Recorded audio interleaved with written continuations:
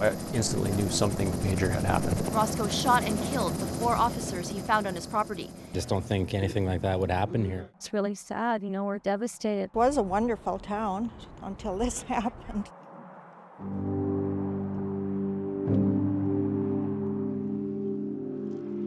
Grant Kneller often stops here to reflect. When I come here, I often think about how close Anthony Gordon's reg number is to mine. Just 154 off his own badge number. I kind of think that sort of sets it home for me when I see that number in particular. Makes it just a little more personal. Kneller had only been on the job for a couple of years. He was stationed in another Alberta detachment in Okotoks, and he remembers getting the news. I was working the day that happened, and I remember my staff sergeant coming out of his office.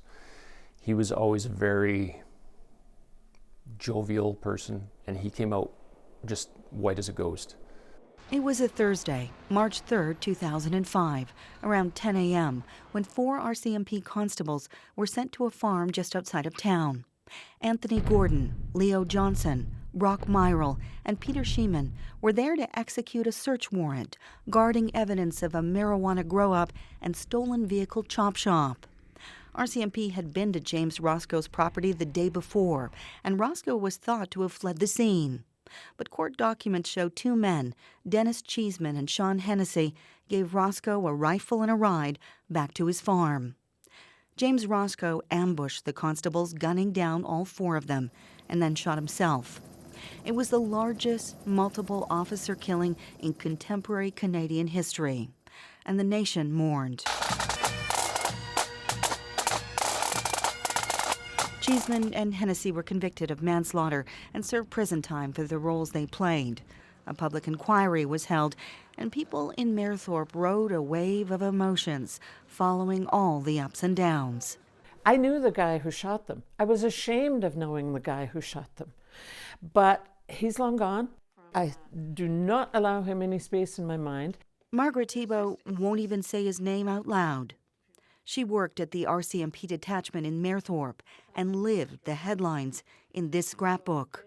I worked with the victim services with the RCMP, so when it happened, I was in the office. I realized that there was hundreds of people that were going to be devastated by this. And we all started trying to help people. And I did that for quite a while. And then after about 3 months, I burned out. Instead, she decided to channel her energy into raising money for a living tribute to the boys, as she calls them. They seemed like boys because they were so young. And so we got together, we did all this stuff. We raised $1.8 million because we thought it was a way for people to deal with their grief. The Fallen 4 Memorial Park opened 3 years after the shooting. Grief has to move with you. You have to find new outlets for your grief, and it's a different grief today. Now she gives tours of the park that's just behind the local library, and she'll be front and center for the public memorial. I think this will be the last one because a lot of the people who know about this are no longer involved.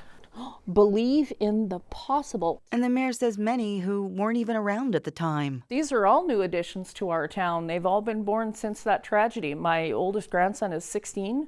He lives here in town, goes to the high school.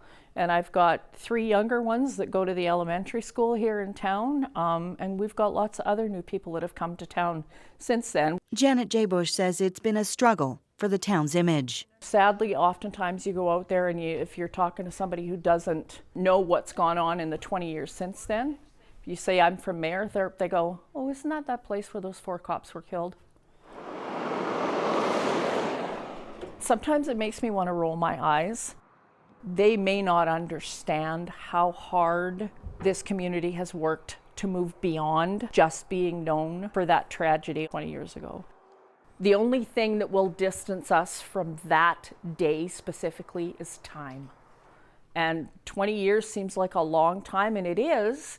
Things are getting better, but it's still close enough that for some it still feels like a very open wound. a delicate balance between honoring 4 lives lost and moving forward with the life of a town. A lot of the community members are trying hard to maybe rebuild the identity of the community and make sure everybody knows that's not just what we're famous for. We want people to come to Mayerthorpe and learn how great of a place it can be. Adrian Lamb, CBC News, Mayerthorpe, Alberta.